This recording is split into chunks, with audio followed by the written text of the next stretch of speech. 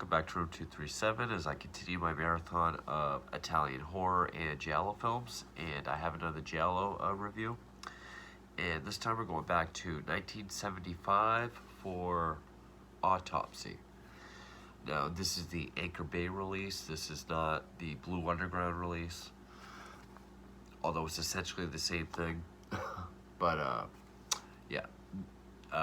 Anchor Bay was the only way that I could get it at the store that I go to, but I would have much rather had Blue Underground. But anyway, it stars Mimsy Farmer, Barry Primus, and is directed by Armando Crispino. Now, this has also been released as The Victim and Corpse. This actually comes for a trailer for The Victim. And I also really dislike this cover. It looks like a cover for a really shitty early to mid 2000s direct-to-video horror film, even though this scene is in the movie. But anyway, Autopsy is a really weird Giallo. It doesn't really have the same vibes as a Giallo. Of course, the music, which is done by Ennio Morricone, may he rest in peace. The music is fantastic. I really like the performances. There are some very bizarre, dreamlike sequences. The mystery is well done. It does have kind of a refreshing take on Giallo because the victims, we don't see them get killed.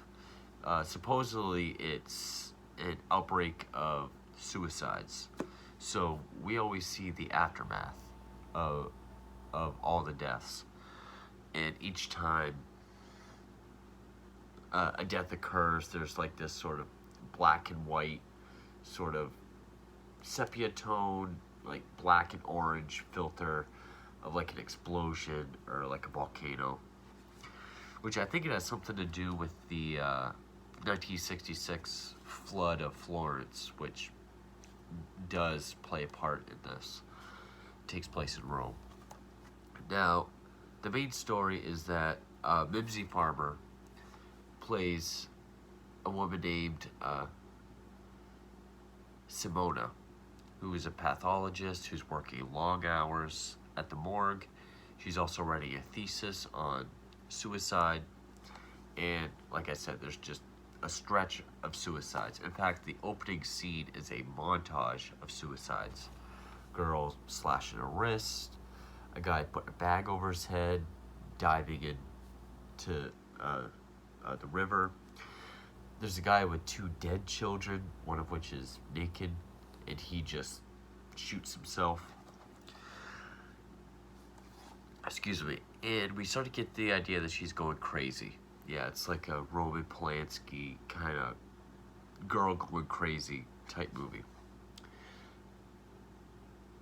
Which I say works because Mimsy Farmer has a very Mia Farrow vibe to her. She's very sympathetic in this film. And she really did make me think of Rosemary's Baby in this. I have not yet seen Perfume of the Lady in Black, but I guess that's considered her best film. That is on my list of Giallos to get. And then one day, this one girl comes in, this dead body, who was found at the beach from a gunshot wound, and then a priest walks in, and the priest says, "This is my sister. She did not commit suicide. She was murdered." And then that opens up this whole case that the priest and Farmer try to solve. I'm sorry if I'm wiping my eye, still having allergy issues. But it does, there are dull moments. I mean, it runs for 100 minutes. It does kind of drag. There's really only a couple other scenes where the killer, I guess, shows up and we get like the volcano or explosion. This setup for another kill.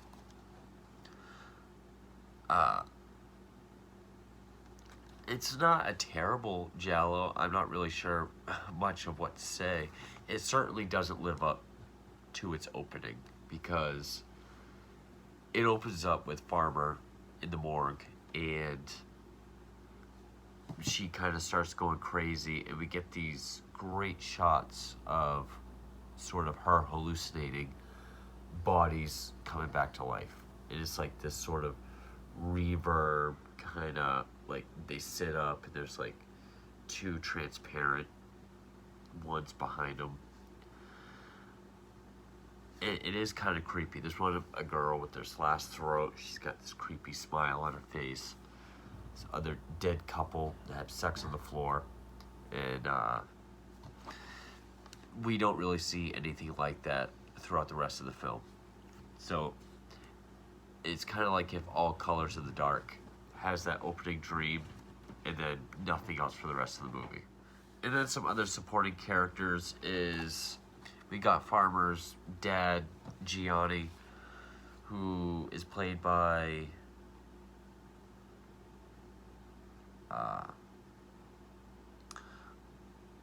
Massimo Serrato. Her boyfriend, Edgar, played by Ray Lovelock. Oh, and then there's this one guy here. I know you can't see that. He's a creepy morgue assistant named Ivo, played by Ernesto Colli. He was the scarf salesman in Torso that gets killed by the car. And yeah, there's some scenes that drag. Like one of the victims is the janitor of the building that Simona lives in. Her boyfriend Edgar is a photographer, but also he's into race car driving.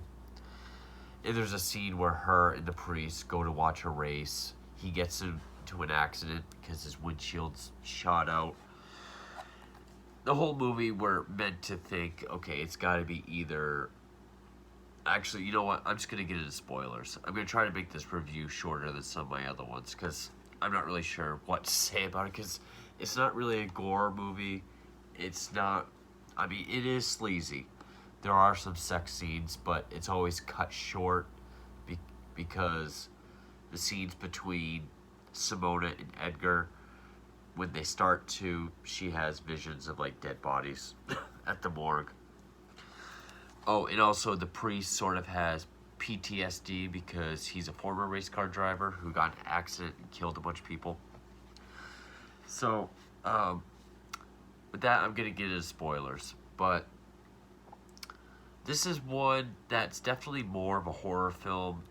I think it's trying to be more of a Polanski Repulsion or Rosemary's Baby, which the only thing that really helps that is Mimsy Farmer in her performance. Other than that, it really doesn't feel like a Giallo by, say, Martino or certainly Argento, which I know it's inspired by.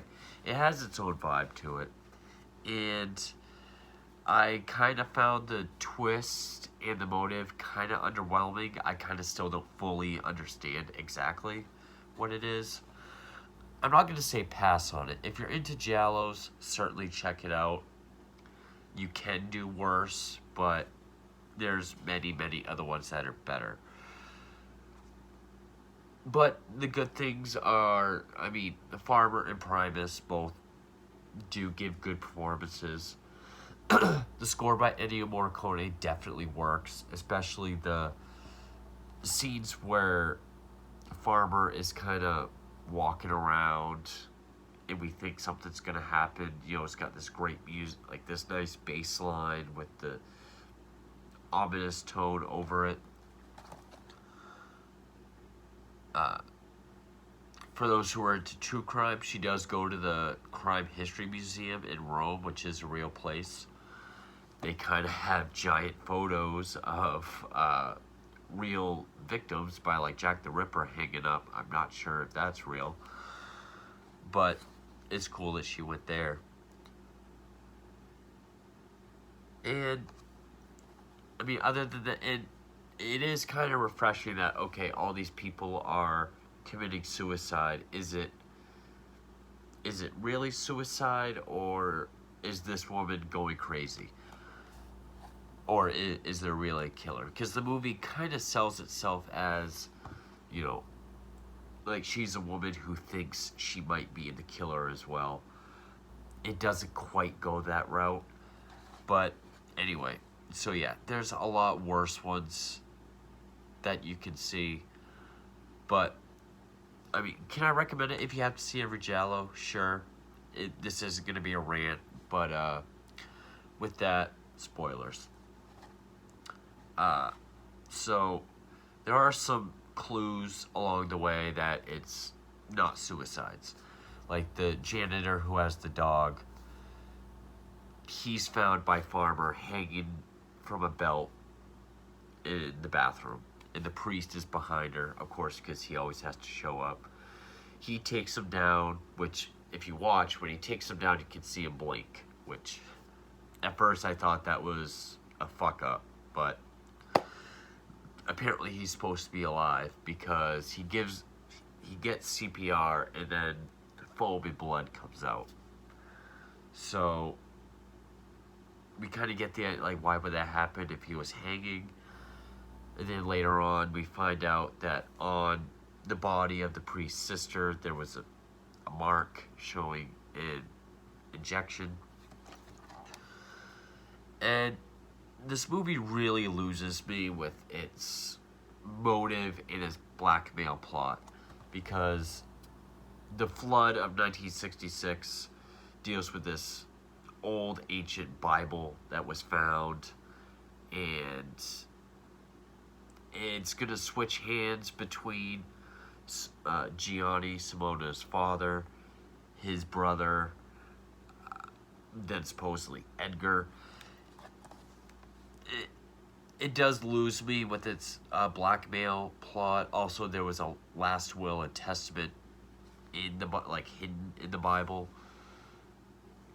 At one point, Gianni and his brother get into a fight, and Johnny's neck gets injured. He's paralyzed from here down, so he can't communicate. And then they put this gadget on him so he can communicate with his eyes.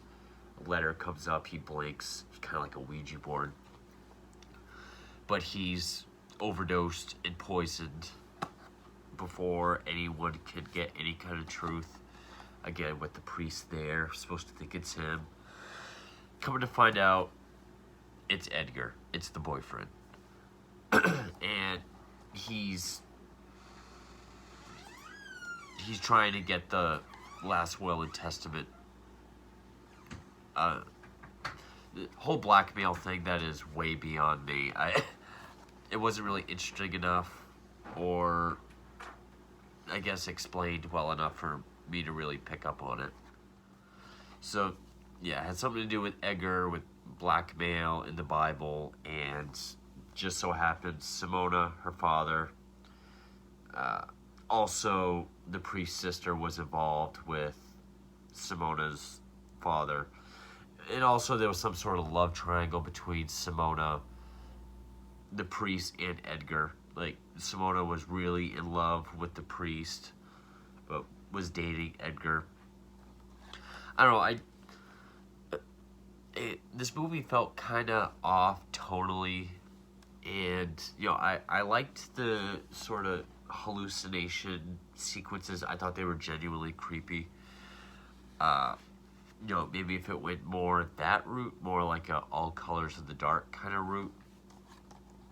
But instead it went more towards a blackmail, or trying to cover up a blackmail kind of story, like Forbidden Photos of a Lady Above Suspicion, which I thought was a much better movie. But, I mean, this wasn't terrible. I would just say the story and execution wasn't the best, but everything else about it I thought was pretty well done, or at least fair. Definitely not one of my favorite Giallos. But, so, yeah, I guess not much to say about Autopsy. I know this hasn't been one of my best reviews. I do like this lighting, but there's a lot going on. I don't feel that great because of my eye and my nose.